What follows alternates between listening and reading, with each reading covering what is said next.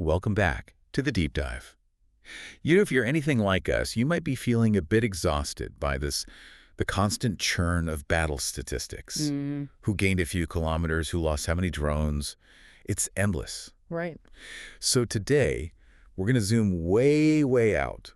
We're doing a deep dive into the structural costs of sustained long-term military pressure. And we're not focusing on victory or defeat? No, not at all. Yeah. We're looking at how the underlying architecture of a state actually begins to crumble. Yeah. Our sources for this, well, they aren't military reports. It's a really sophisticated geopolitical thesis, and it forces you to ask a different question. A much bigger question. Exactly. What is the state really losing when it's on a permanent crisis footing? It's not the stuff you can count. Not troops, not territory. It's something, something far more fundamental. Okay, let's unpack this. When we look at the conflict in Ukraine, the real long-term cost for Russia, at least according to this analysis, it goes straight to the state's ability to even function in a complex world. That's precisely it. We're shifting the lens from, a military outcome to a systemic breakdown. System breakdown. Yeah. What's being consumed or lost is the system's capacity to deal with reality itself. The sources actually define this loss as the context of humans and relationships. Okay, what does that mean? The context of humans. It's the information you need to process and connect to what we could call the nonlinear world, a world where cause and effect are not simple, not immediate. Right. And here's the really chilling part, the structural degradation. It happens completely independent of the final military outcome. So winning or losing on the battlefield doesn't actually change this particular process? Not at all. The state is, by its own operational choices right now, consuming its future reconnection points to the world. It's all based on this dangerous and frankly flawed assumption that a victory will somehow magically fix all these deep qualitative losses. That is a huge reframing. It basically moves the conversation from geopolitics into what? Information science. In a way, yes. A massive processing failure at the state level. Okay. So if we look at the observable things, the phenomena that sparked this analysis in the first place, what's the clearest evidence? The evidence is very visible in their personnel choices. The sources point to this recurrent, widespread pattern. Okay.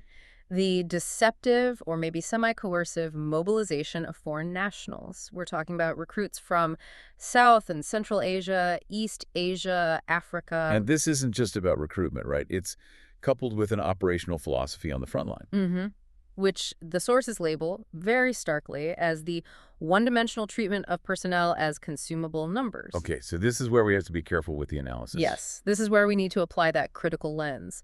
This pattern isn't analyzed primarily as a moral failure, although, that's clearly present. Of course. It's analyzed as a critical, systemic failure in the state's OS, its operating system. A failure in the OS. Look, every modern military has to quantify loss. Human life, it's inevitably digitized into numbers during a war. That's not new. But those numbers usually carry critical nonlinear variables. Think about context. Like what? Like the nationality of a soldier, their motive for joining, the huge diplomatic implications with their home country, the long-term relational cost of their death, how global opinion shifts. So when a state's OS is working properly, it has to weigh not just the immediate gain of getting, say, a soldier from Nepal. Exactly. But also the true long-term diplomatic cost with Nepal itself and the rest of the world watching. Precisely. That's the real cost of managing complexity. But in the Russian operations being observed here, these nonlinear contexts are being systematically erased. The recruits become effectively a constant-priced consumable count. They're interchangeable. They're context-free. And that's the degradation. The state is just willfully ignoring all that complexity because the immediate math is easier. Yes. That systemic erasure represents the degradation of the state OS's information processing capacity. The system decides that processing all that complex relational data is just too energy intensive. Too expensive computationally. Right. So it forces this incredibly complex nonlinear reality into the simplest, cheapest linear approximation. It's like trying to run a quantum simulation on an 8-bit computer. Wow. I have to admit, I hadn't thought of it as an information failure before. But hang on, hasn't every military power in history reduced people to numbers in a big war? How is this structurally different from I don't know, the world wars? That is a fundamental question, and a good one. Hmm. You could say that in previous wars, context was often lost because of the sheer scale of it all. A logistical failure. A logistical failure, perhaps. Here, according to the sources, the loss of context it's structural and it's intentional. It is a design choice. A choice. A choice to maximize the short-term input manpower while consciously accepting the complete destruction of all long-term relational output. Trust, diplomacy, future influence. So in the world wars, the assumption was the system would bounce back. It would restore that context after a victory. Right, the system was stressed but intact. Today, the system itself is designed to consume that context right now as fuel. That distinction changes everything. It means the state is basically optimizing for the next 3 months at the expense of the next 30 years. You've got it. So let's talk about the natural counter-argument here, the common intuition. A lot of people listening are probably thinking, okay, that sounds bad now, but if Russia gets a decisive military victory, won't that fix it? Doesn't winning cover a multitude of sins? Won't it restore legitimacy, trust, all of it? And that line of thinking is exactly what the sources call a linear dependence on post-victory repair. Linear dependence. The logic is simple, almost like algebra. Victory leads to narrative recovery, which leads to trust recovery, which leads to resource regeneration. It's a clean, tidy 20th century equation. But you're saying it's broken.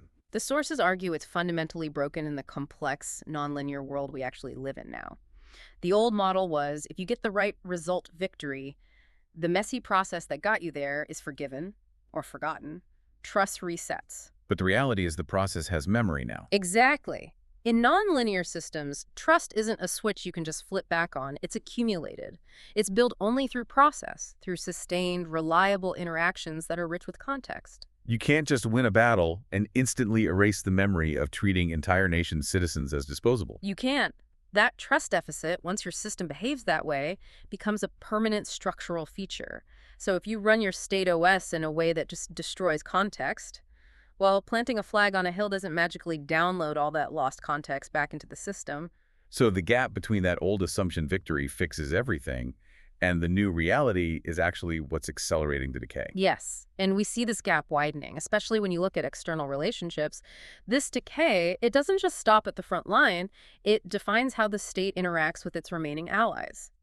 You mean the transference the sources talked about? Precisely, the transference. That same operational logic from the front line, treating people as context-free consumables, it gets transferred outward. So allies and partners become... Not complex long-term relationships, but just supply sources, purely transactional. Whether it's for arms or technology or just political cover. Yes. The internal failure to process complexity is mirrored externally. And what's lost here is so crucial, and it's not just, superficial goodwill. What is it then? It's the very basis for negotiability. Negotiability. Define that. In this context, it means the ability of another country to predict how things will change if they engage with Russia.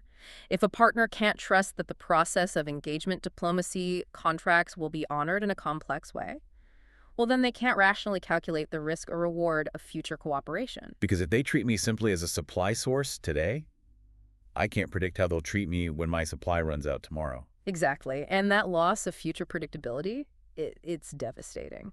Okay, here's where it gets really interesting for me. If this structural decay is all tied to a failure of information processing, a choice to simplify reality because it's too hard, is Russia somehow uniquely prone to this, because of its history or its specific political system?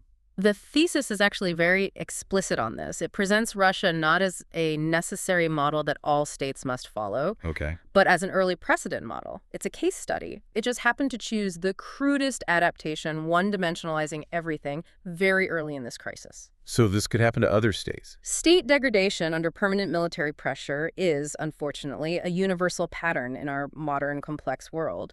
But the way a state breaks can be very different. It depends on its existing institutional design. So another country under similar pressure might just freeze up.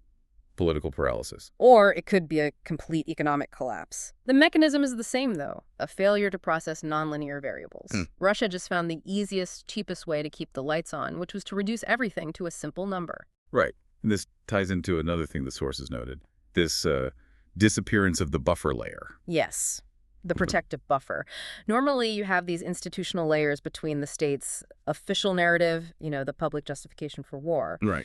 the implementation, the actual military action, and then the raw ground reality, the violence itself. And that buffer is what stops a failure on the ground from, like, contaminating the whole national story. It's an internal circuit breaker. But in this case, that buffer is gone. It's completely lost. The operating reality, treating lives as numbers, erasing context, it aligns perfectly with the extreme, simplified narrative they need to sustain the whole operation. Wow. And the sources read this as a deep regression. The state reverts to reusing these fixed historical templates, this old vocabulary. Talking about historical destiny, imperial expansion. Yes, but not necessarily out of pure ideological belief. It's because doing so allows the OS to avoid the continuous, exhausting recalculation that nonlinear reality demands. So it's computational burnout. It's too much energy to think, so the system retreats to a simple, fixed story to justify its simple, destructive actions. When a state starts using really simplistic, rigid historical narratives, it's a symptom. It's the state's attempt to just stop thinking critically. Let's pivot then to the global consequences of all this. What are the irreversible costs of this process, the ones that extend way beyond the region to states in Africa and Asia? We have to understand this dynamic of two-way one-dimensionalization. Two-way. This process of simplification is never unilateral. If Russia treats other nations in Asia, Africa, wherever, as these context-free supply sources, then those partners will eventually start to reciprocate. they have to. They start treating Russia in exactly the same way as a context-free transactional object. It's easy, it's simple, the inputs and outputs are clear. But there's no relational depth, no shared future, no commitment. None. And that's effectively the commodification of the relationship itself. It stops being a partnership and becomes a simple exchange, like buying a widget. And this is what structurally scrapes away any potential reconnection points to the world for both sides. It does. Because when an entire relationship is reduced to a commodity, it loses all its plasticity. Its ability to bend and adapt to future crises. Exactly. The relationship can't evolve because it has zero shared context left. So if we were to summarize the permanent time axis loss here, the real damage isn't just an immediate defeat or loss of influence. It's something much harder to see and much harder to get back. The permanent loss is the plasticity of future choice. It's the ability to adapt, to change course later without destroying your entire operating environment. You lose the ability to create a middle ground for negotiation. That vague space of ambiguous cooperation, yes. And ultimately, you lose the essential foothold for reconnecting to the world, meaning that even if a military victory happened tomorrow, It wouldn't matter. the state has already structurally isolated itself from global nonlinear reality. The cost is time, potential, and future flexibility, all sacrificed for immediate consumable numbers. So what does this all mean? We've tried to look beneath the headlines today to dissect the structural costs of this conflict. And it seems to be a long-term loss of the ability to connect with and process complex reality, Yeah. turning both people and partners into disposable numbers. It's a crisis of state computation where the system ultimately chose ignorance over complexity. And that, I think, is the key takeaway for you, the listener. Russia may only be the first log in this particular fire.